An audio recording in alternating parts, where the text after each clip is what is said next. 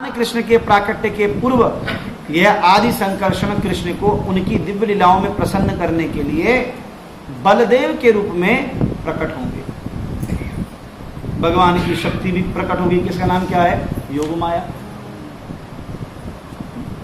सुखदेव कहते हैं, इस तरह देवताओं को सलाह देकर माता पृथ्वी को आश्वस्त करते हुए सशाली ब्रह्मा जी और अन्य देवता अपने अपने लोक को चले गए। प्राचीन काल में यदुवंश का मुखिया शूरसेन मथुरा नामक नगरी में रहने के लिए गया। वहां उसने मतमाथुर और शूरसेन नामक स्थानों का भोग किया। उस समय मथुरा नगरी सारे यदुवंशी राजाओं की राजधानी बनी हुई थी। मथुरा नगरी तथा मथुरा जनपद कृष्ण के घनिष्ठता पूर्वक जुड़े हैं, क्योंकि वहां कृष्ण का क्या है? नित्यवास। भगवान के आने से पूर्व भी भगवान का क्या था? वहां पे वास था। इसीलिए ध्रुव महाराज, शत्रुघ्न महाराज ये सब वहां तपस्या करने के लिए गए। जो आदि कृष्ण है वे ऑलरेडी मथुरा में हमेशा निवास।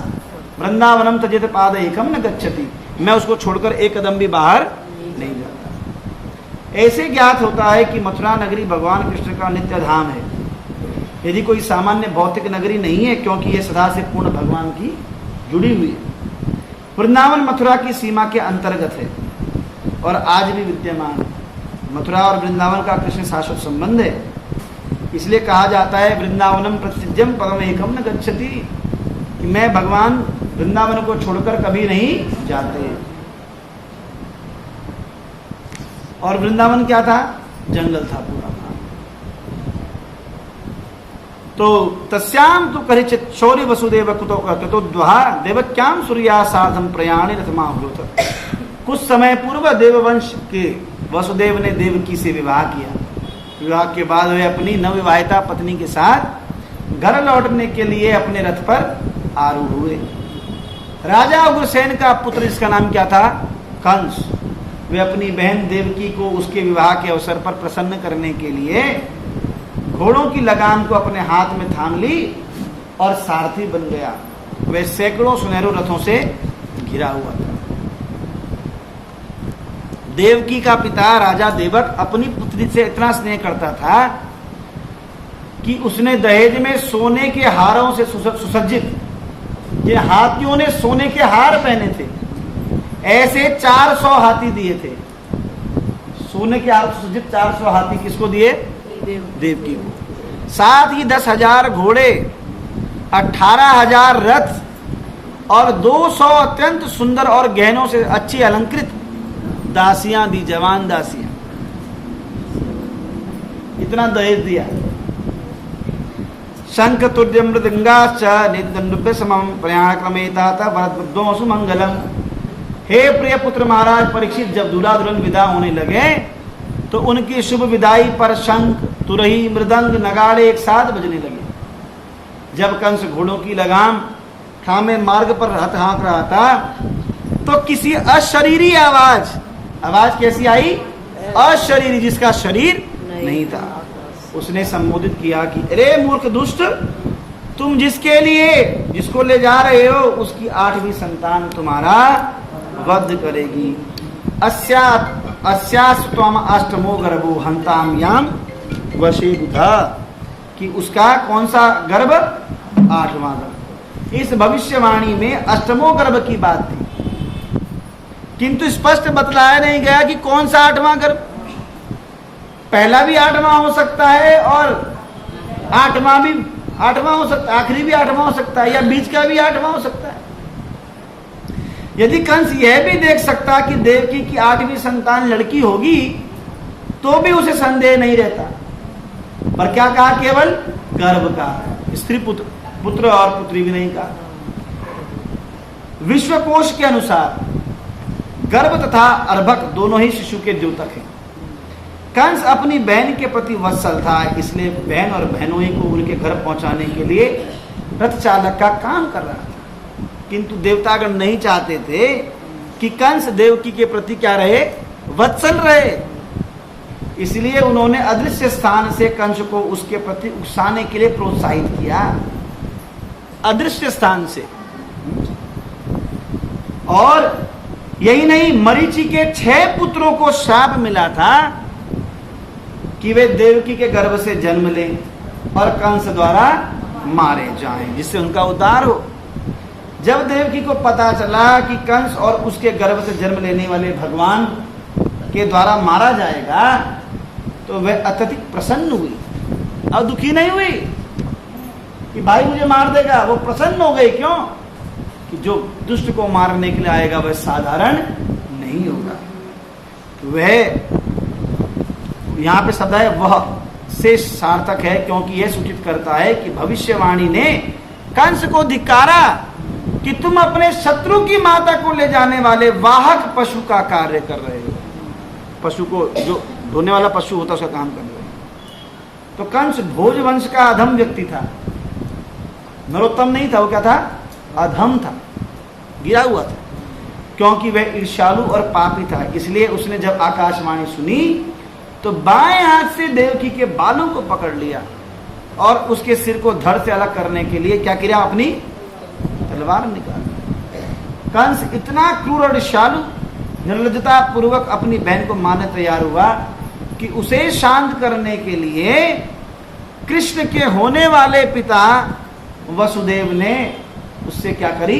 प्रार्थना करी। श्री वसुदेव उवाच, क्या कहा कि हे साले महाशय, श्लाघनीय गुणाशूरे भवान भोजय श्रेयस्कर।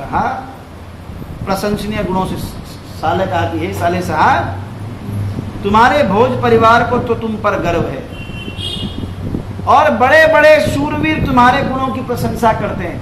ये मूर्ख लोगों की क्या करनी चाहिए? तारीफ करनी चाहिए। जब अपना काम निकालना होता है तो मूर्ख लोगों की थोड़ी तारीफ कर देनी चाहिए। ये नहीं सोचना चाहिए अरे देखो वो तो उसकी तारीफ करता है। अरे मूर्खों की तारीफ करने से अपना काम बनाना चाहिए।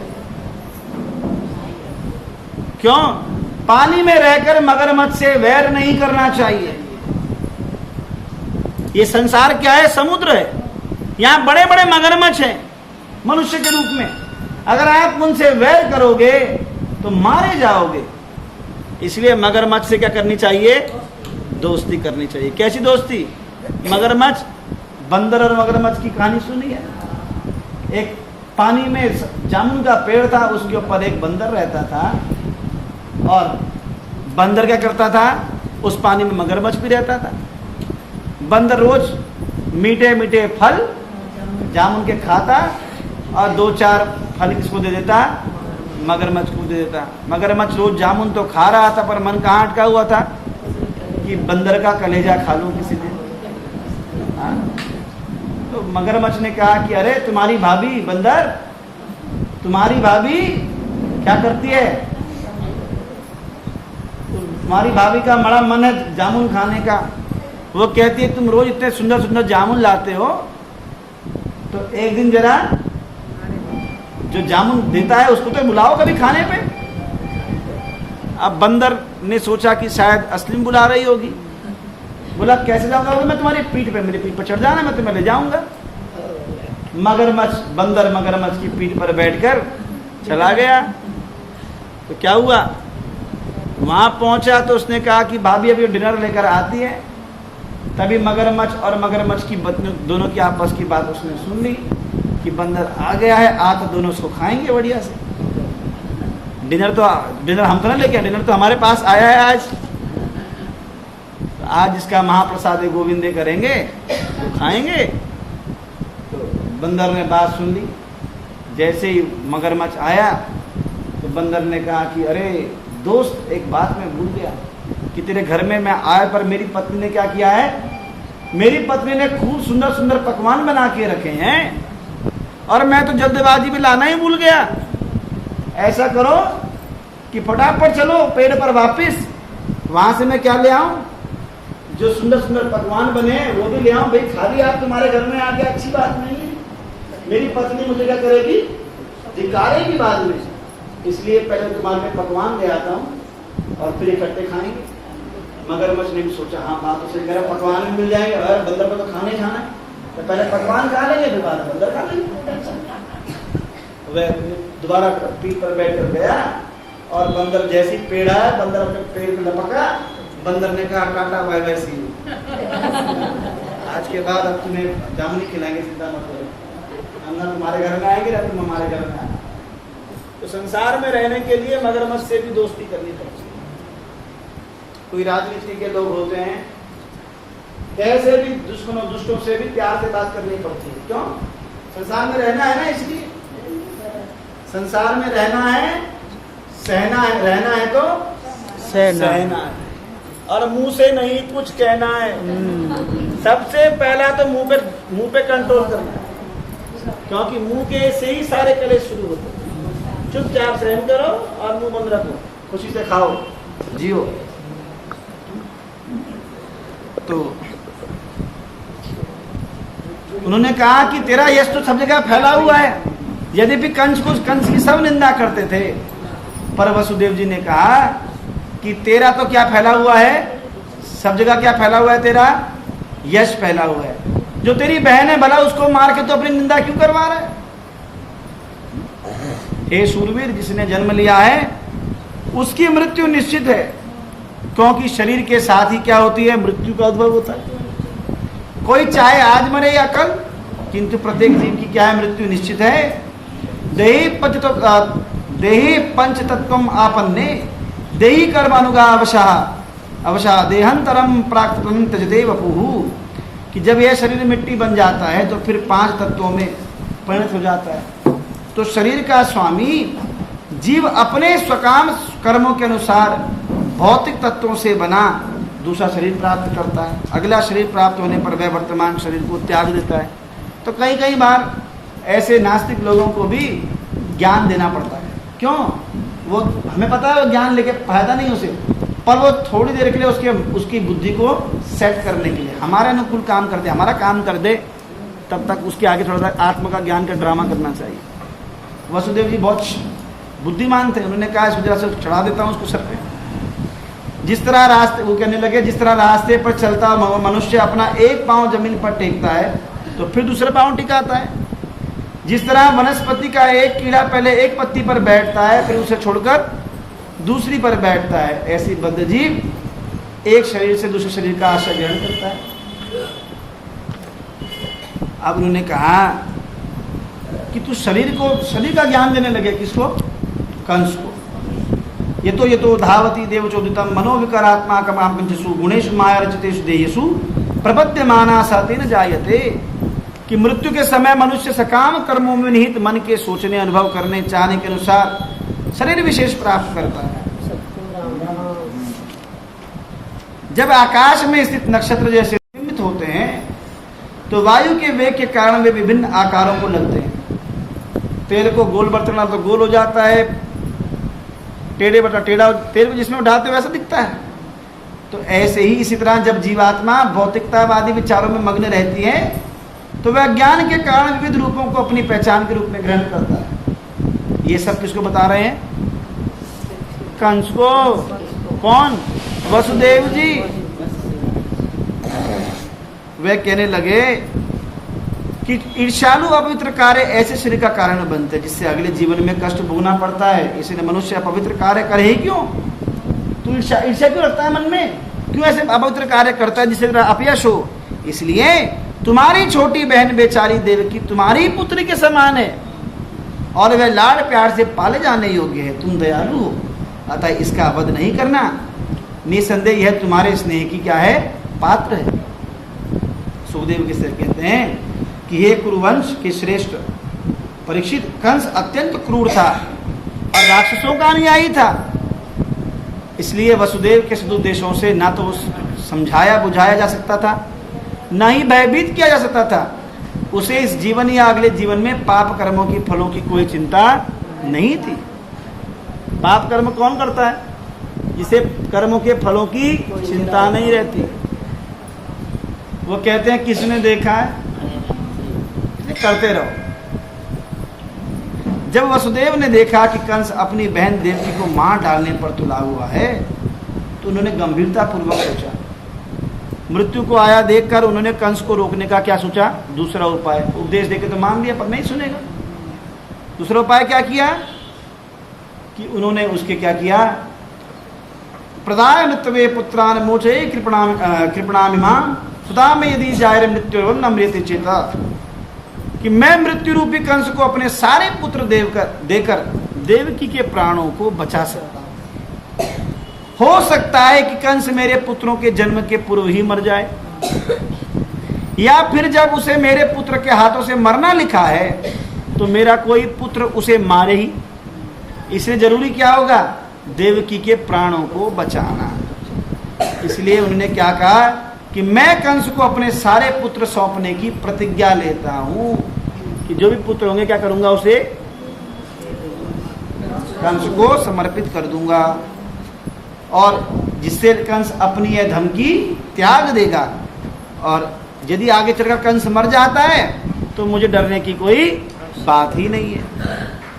जब किसी अदृश्य कारण से आग लकड़ी के एक टुकड़े से लपक कर दूसरे खंड को जला देती है तो इसका कारण क्या है? प्रारब्ध है, हाथ से लगी थी अभी। इसी तरह जब जीव एक प्रकार का शरीर स्वीकार करके दूसरे का परित्याग करता है तो इसमें अदृश्य प्रारब्ध के अतिरिक्त कोई अन्य कारण नहीं होता। बहुत इंपॉर्टेंट स्टेटमेंट है ये। लकड़ी से एक छोर से दूसरे, हम एक छोर को जलाते हैं तो दूसरा छोर अपने आप जल जाता है। क्यों? इसका प्रारब्ध है। शुरुआत कहां से हो रही है? आगे एक छोर से। और हम सोचते हैं हमने तो कोई कर्म किया ही नहीं इस जन्म में आकर, पर प्रारब्ध का कर्म इस जन्म में भी भोगना पड़ता है। इसीलिए एक प्रकार का शरीर स्वीकार करके दूसरे का परित्याग करते हैं तो इसमें अदृश्य प्रारब्ध के अतिरिक्त अन्य कोई कारण नहीं होता। प्रारब्ध कैसा होता है? अदृश्य, दिखता नहीं है। हमारे इस जन्म के कर्म हमें दिख रहे हैं। जो जो हमने अच्छा किया वो तो हमें याद है, जो हमने पाप कर्म किया, जो गलत किया वो हमें याद नहीं होता है। किसी को याद होता? किसी को याद नहीं रहता, सब भूल जाते हैं। जो हमने किसी के लिए अच्छा अच्छा काम किया वो सब हमको याद है, और जो जिसने हमारे साथ गलत किया है वो हमें सारा याद है। जो हमसे लोगों ने गलत किया है वो हमें याद है, पर हमने जो गलत किया है वो हमें याद नहीं। तो इस तरह इस विषय पर अपनी बुद्धि से भरपूर विचार करने के बाद वसुदेव ने पापी कंस के समक्ष ही बड़े आदर पूर्वक अपना प्रस्ताव रखा। प्रसन्नवदनाम भोजोंशंसम निरपत्रपम मनसादुयमानेन वेसन्निमदम अब्रवीद। वसुदेव का मन चिंता से पूर्ण था क्योंकि उनकी पत्नी किसमें थी? संकट में थी। वसुदेव ने कहा कि हे श्रेष्ठ, तुमने अदृश्य वाणी से जो भी सुना है उसके लिए तुम्हें अपनी बहन देवकी से तनिक भी डरने की कोई बात नहीं है। तुम्हारी मृत्यु का कारण उसके पुत्र होंगे, पुत्र है ना उसके पुत्र का कारण। अतः मैं तुम्हें वचन देता हूं कि जब उसके पुत्र उत्पन्न होंगे जिससे तुम्हें भय है, मैं उनके सबको लाकर तुम्हें दे दूंगा। सुखदेव गोस्वामी कहते हैं कंस वसुदेव के तर्कों से सहमत हो गया और वसुदेव के वचनों पर पूरा भरोसा करके अपनी बहन को मारने का विचार उसने छोड़ दिया। वसुदेव ने कंस से प्रसन्न होकर उसे और भी सांत्वना दी और अपने घर में गृह प्रवेश किया। कहाँ पहुंच गए? गोकुल में पहुंच गए। देवकी का गृह प्रवेश हो गया। वहीं जाकर उन्होंने कहा कि रोहिणी आदि को कि सब नंद बाबा के संरक्षण में ही सब रहेंगे। अगर जाते नहीं तो कहाँ से पता लगता? तो वसुदेव जी ने अपने घर वालों को, जो घर के बाकी थे, सबको नंद बाबा के संरक्षण में रख दिया। श्री वृंदावन बिहारी लाल की जय। थोड़ा आगे हो जाओ, बहुत जगह है, आगे हो जाओ। तत्पश्चात प्रतिवर्ष समय आने पर ईश्वर और अन्य देवताओं की माता देवकी ने एक शिशु को जन्म दिया। इस तरह एक के बाद एक उनके 8 पुत्र तथा सुभद्रा नाम की एक कन्या भी उत्पन्न हुई। वसुदेव अत्यधिक वियल थे कि कहीं उनका वचन भंग हुआ तो वे झूठे साबित होंगे। इस तरह उन्होंने बड़ी ही वेदना के साथ अपने प्रथम पुत्र, इसका नाम क्या था? कीर्तिमान, उसको कंस के हाथों में सौंप दिया। वैदिक पद्धति में जो ही कोई बच्चा, विशेषकर पुत्र उत्पन्न होता है तो पिता किसको बुलाते हैं? ब्राह्मण को बुलाते हैं, पूछते हैं इसका नक्षत्र क्या है, इसकी कुंडली क्या है, पाए कैसे हैं, उसका फिर क्या करते हैं? नामकरण करते हैं। इस तरह यद्यपि वसुदेव के प्रथम पुत्र को कंस के हाथों सौंप दिया जाना था, किंतु उसका नामकरण संस्कार संपन्न हुआ। और क्या नाम रखा गया उसका? कीर्तिमान। वसुदेव ने देख लिया कि नक्षत्र कौन सा है, नक्षत्र का अक्षर कौन सा है, उसका नाम रख दिया कीर्तिमान। ऐसे नाम जन्म के तुरंत बाद रखे जाते हैं। जन्म के तुरंत बाद हवन वन कुछ नहीं किया, वैसे नक्षत्र जानकर उसका नाम रख दिया। वे साधु पुरुष जो सत्य पर अटल रहते हैं, उनके लिए क्या पीड़ादायक है। उन शुद्ध भक्तों के लिए जो भगवान के तत्व के रूप में जानते हैं। निम्न चरित्र वाले पुरुषों के लिए कौन सा कार्य वर्जित है? जो जिनका चरित्र गिरा हुआ है उसके लिए कोई काम वर्जित नहीं है, सब काम करने के उसको अलाउ है। जिन्होंने भगवान के चरण कमलों पर अपने को पूरी तरह समर्पित कर दिया है, वे कृष्ण के लिए भला कौन सी वस्तु का त्याग नहीं कर सकते। जिन्होंने भगवान के चरण कमलों पर अपने को पूरी तरह समर्पित कर दिया है, वो भगवान के लिए भला कौन सी वस्तु का त्याग नहीं कर सकते। बहुत इंपॉर्टेंट स्टेटमेंट है ये सुखदेव गोस्वामी के। किम अकार्यम कदार्याणाम दुस्त्यजम किम धृतात्मनाम, कि जो भगवान पर अपने आप को समर्पित कर चुके हैं, उनके पास ऐसी कोई वस्तु नहीं होनी चाहिए जिसका वह त्याग नहीं कर सकते।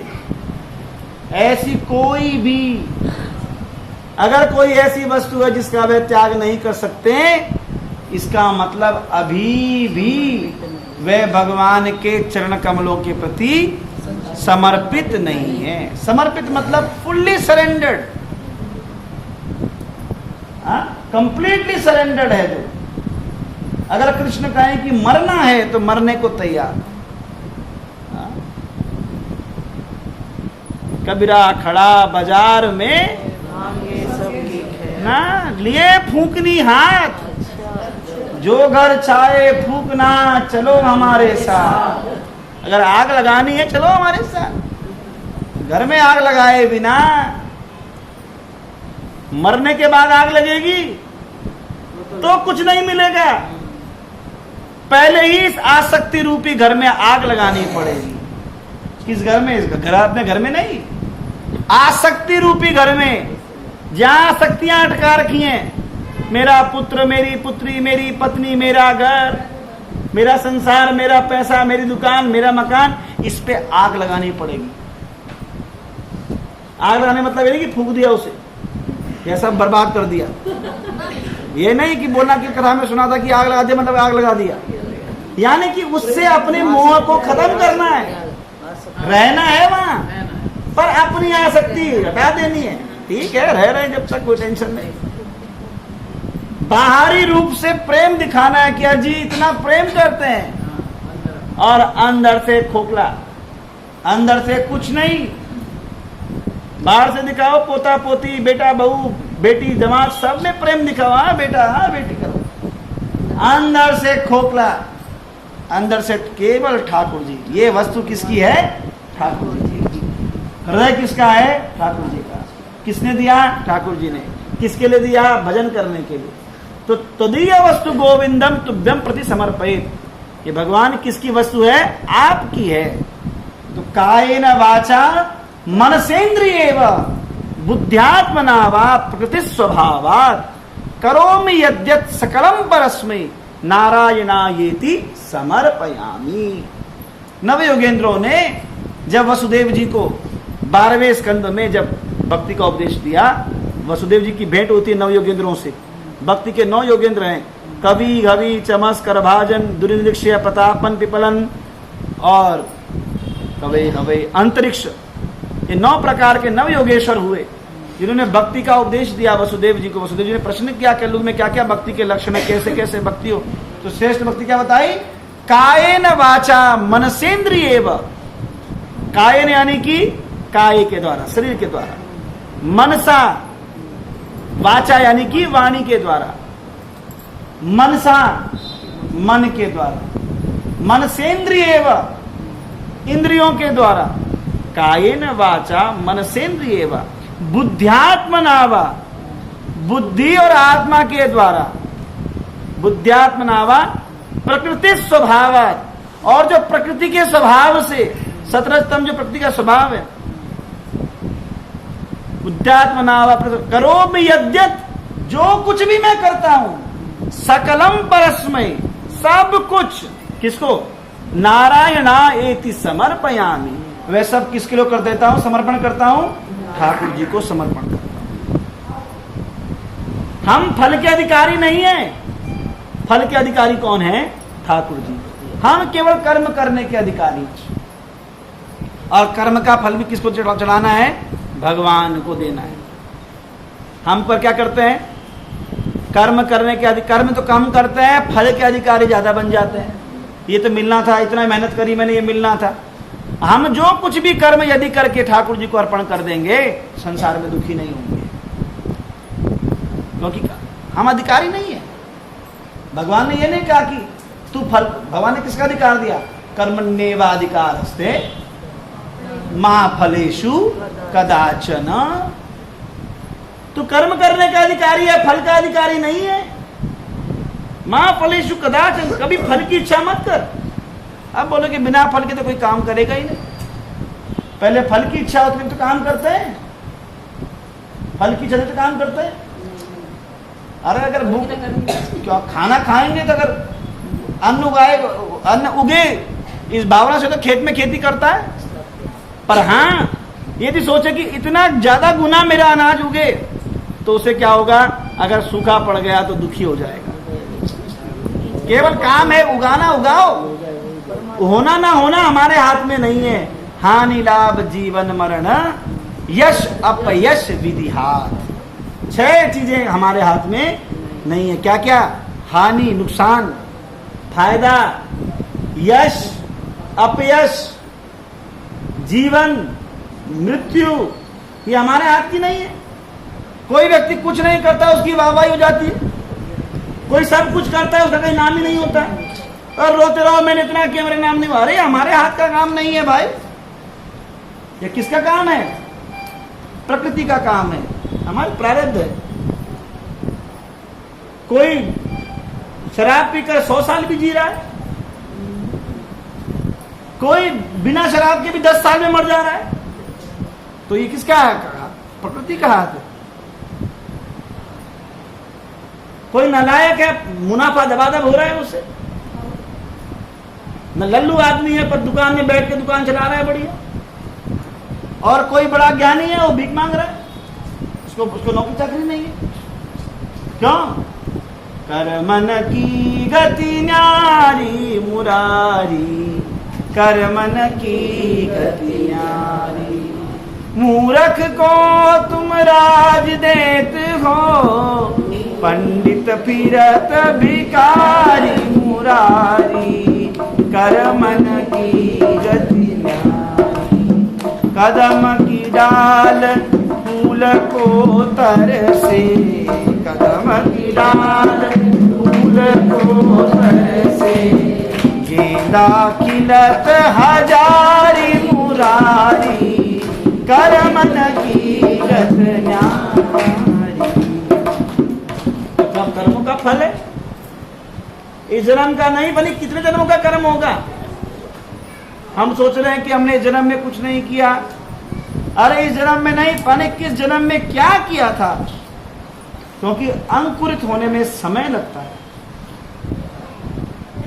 मूंग की दाल रात को भिगाओ, 2 दिन में अंकुर आ जाता है। और वैसे ही मूंग जैसे दिखने वाला राजमा भी मूंग जैसे ही दिखता है, उसके अंकुर आने में टाइम ज्यादा लगता है। और नारियल उगाओगे तो बहुत महीने लगेंगे, खजूर का पौधा का अंकुर आने में बहुत महीने लगेंगे। तो अनेक अनेक प्रकार के बीज हैं, उनमें अंकुर आने का समय भी अलग अलग है। हम सोचेंगे, अगर कोई किसान सोचे कि एक पेड़ में, एक पौधे में अगर 10 गिलास पानी एक दिन डाल देगा तो पौधा 10 दिन पहले आ जाएगा। पौधा तो अपने समय पर ही आएगा। इस प्रकार कर्म के बीज भी अपने समय पर ही अंकुरित होंगे, जब उसका समय होगा। तो कूट, बीज, स्फुरित, यह कर्मों की प्रारब्ध, यह कर्मों की अलग अलग स्टेज हैं। कोई कर्म का फल तुरंत मिलता है, कोई 10 साल बाद, कोई 1 जन्म बाद, कोई 10 जन्म बाद, हाँ कोई कई जन्मों बाद। धृतराष्ट्र को जन्मों का फल कितने जन्म बाद मिला? 100 जन्मों के बाद। 100 जन्म बीत गए उसके। भगवान से कहने लगा, भगवान मुझे 100 जन्म पहले मैंने तो कोई कर्म ही नहीं किया, ऐसा पाप कर्म, मैं अंधा पैदा क्यों हुआ, मेरे 100 पुत्र क्यों मारे गए? भगवान ने कहा कि 100 जन्म पूर्व तूने क्या किया था? जंगल में जाकर चिड़िया के बच्चों के आंखें फोड़ दी। ऐसे तूने 100 चिड़िया, 50 चिड़िया के बच्चे जो थे, तूने उनकी आंखें फोड़ दी थी। तो तेरा कर्म का फल, जब 100 बच्चे मारे गए तो तूने कितने मारे, उतने तेरे मरेंगे। हमने प्राचीन वही के हमें क्या है भागवतम में, प्राचीन वही यज्ञ में पशु की बलि दे रहा था, तो नारद जी ने उसे क्या दिखाया कि ऊपर देख, यज्ञ तो तू कर रहा है यहाँ, जरा ऊपर देख। उसने क्या देखा ऊपर? जब उसने ऊपर मुंह देखा तो जितने पशु मारे थे वह सब पशु अपना अपना हिस्सा लेने के लिए तैयार थे। वो इंतजार करते कब ये आएगा, हम इसको मारेंगे। जितने पशुओं को तूने मारा ये सब पशु तुझे मारेंगे। तो कर्म का फल, यादृशी कुरुते कर्म तादृशी लभते फलम। जैसा कर्म किया है उसका फल तो भाई भोगना ही पड़ेगा। अब हजरत ने कोई कर्म नहीं किया, मांस खा रहे हैं वो भी पाप कर्म कर रहे हैं, मतलब हमने तो नहीं मारा। अब जिसका टुकड़ा खा रहे हो, जिस मांस का टुकड़ा खा रहे हो, उसकी माता पिता का जो जिसका है वो बच्चा, उसके माता पिता की हाय तो हमें जन्म में ही भोगना पड़ेगा, जन्म में ही भोगना पड़ेगा। प्रत्येक जीव की के प्रति जो कर्म किया है उसके फल को हमें भोगना पड़ेगा। और पुण्य कर्म का फल तो सब भागीदार बनेंगे, पाप कर्म का भागीदार संसार में कोई नहीं बनता। पाप कर्म का फल तो जीव को अकेले ही भोगना पड़ता है। आप आम का पेड़ लगाओ तो कितने लोग खाएंगे? आप भी खाओगे, पड़ोसी भी खाएंगे, आपके मरने के बाद भी लोग खाएंगे।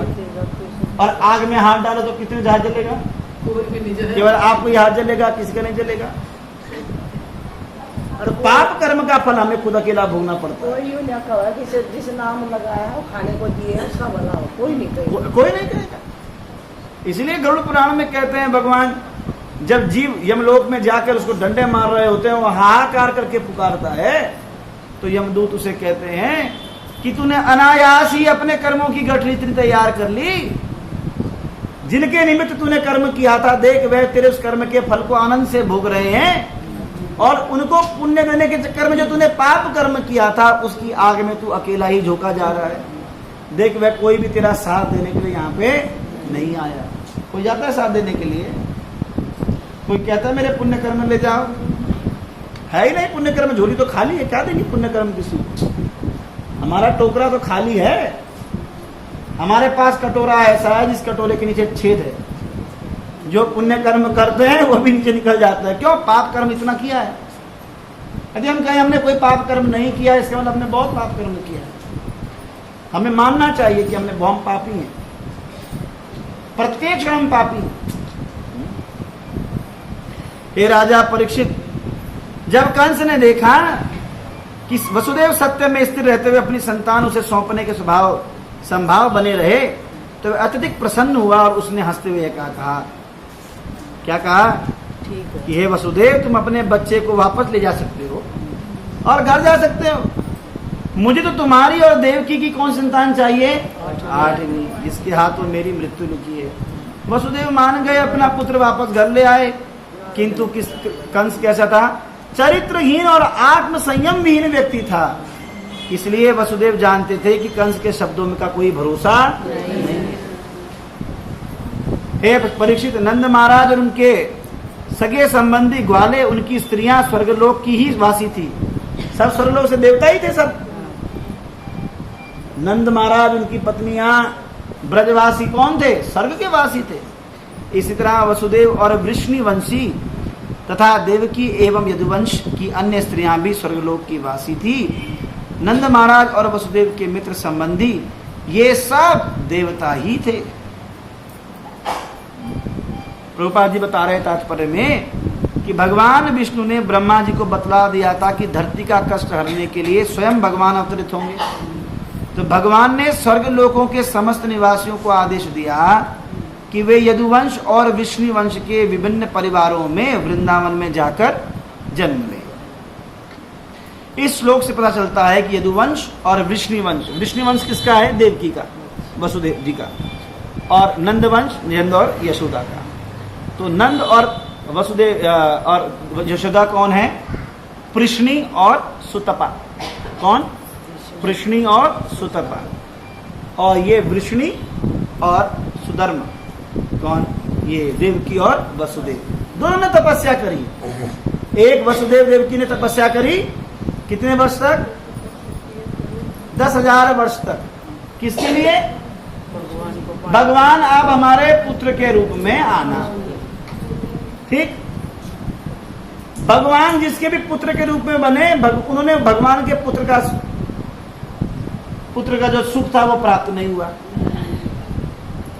भगवान को जिसने भी पुत्र बनाया, उन्होंने भगवान के पुत्र सुख का प्राप्त नहीं किया। अदिति और कश्यप ने वामन रूप भगवान को प्रकट किया पतिव्रत करके, तो वामन भगवान तो पैदा होते ही निकल गए। सुख मिला? वात्सल्य सुख लिया। फिर ये अदिति और कश्यप क्या बने? दशरथ और कौशल्या। तो भगवान क्या बने? रामचंद्र। और पुत्र वियोग में दशरथ जी मर गए। सुख मिला? नहीं मिला। अब ये देवकी और वसुदेव बने, तो आते ही कष्ट चालू हो गया। कष्ट चालू हो गया आते। पर पृश्नी और सुतपा, नंद और यशोदा ने 1000 वर्ष नहीं, उन्होंने 1,00,000 वर्ष तक हिमालय पर तपस्या करी। बर्फ में दब गए। भगवान 3 बारी प्रकट हुए कि तुम्हें वरदान देना चाहता हूं, वरदान मांगो। कहते हैं अभी आप वरदान, जब हम वरदान मांगेंगे तब बुलाएंगे आपको। भगवान 3 बारी आए। तो क्या वरदान चाहते हो? भगवान से कहा कि भगवान आप हमारे पुत्र के रूप में प्रकट होना। तो भगवान ने कहा देवकी वसुदेव को तो वरदान दे चुका, पर हम पुत्र रूप में आना, पर हम आपकी बाल लीलाओं का वह आस्वादन करना चाहते हैं जिसके श्रवण मात्र से जीव का कल्याण हो जाए। अपने लिए नहीं मांगा, हम लोगों के लिए मांगा कि उस लीला का आस्वादन हो जिसको सुनने मात्र से जीव का क्या हो जाए? कल्याण हो जाए। इसलिए भगवान कहते हैं तुम अत्यंत सुंदर भक्त हो, तुम्हें वरदान देता हूं कि मैं तुम्हारे घर में क्या करने के लिए आऊंगा? अपनी बाल लीला करने के लिए आऊंगा। यशोदा नंद बाबा के पास।